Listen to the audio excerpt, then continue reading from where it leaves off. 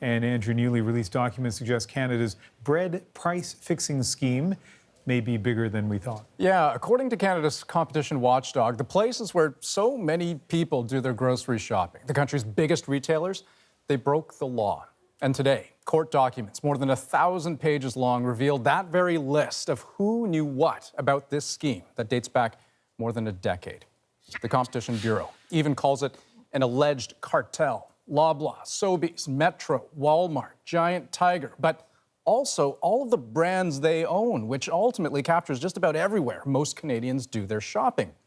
Also included, Canada Bread and Weston Bakeries, who all, quote, participated in a conspiracy to fix the price of bread. So here's what the Bureau says it's been costing you. Since 2001, the companies allegedly agreed to raise prices at least 15 times, and each time, about 10 cents was added to each loaf. So after 16 years of artificial price increases, we're all paying at least an extra $1.50 for each loaf of bread. And for all the people who eat all that bread, it adds up. Here's Jacqueline Hansen on how the alleged plot took shape. The Competition Bureau alleges that senior officers at the bread suppliers worked together to raise wholesale prices, then met with the retailers. The Bureau believes each retailer agreed to the hikes as long as their competitors were on board. The Competition Bureau submitted the claims to the court in the fall in order to obtain search warrants.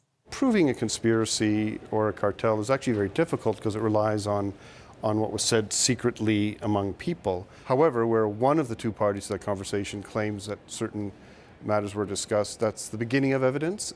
Loblaw and Weston Bakeries admitted to the Competition Bureau that they were involved in the alleged price-fixing scheme.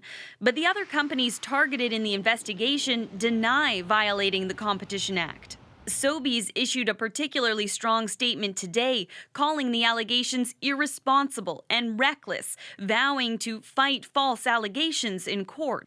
Canada Bread claims that the accusations date back to a time when the company was under previous ownership. If any of the companies are charged and found guilty, they could face major fines and even jail time. You have to make them pay, I think, monetarily if you can. And if you put people behind bars, that's going to make a lot more people say, you know what, I don't want to be involved in this in the future. Even though none of the allegations have been proven, it's enough for some consumers and industry watchers to question what else might be going on. Now, I'm asking myself, where else in the grocery store is there collusion other than bread?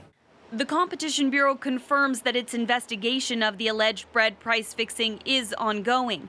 In the meantime, for the grocery industry in Canada that typically prides itself on competitive pricing, consumers' trust in that could be at risk. Jacqueline Hansen, CBC News, Toronto.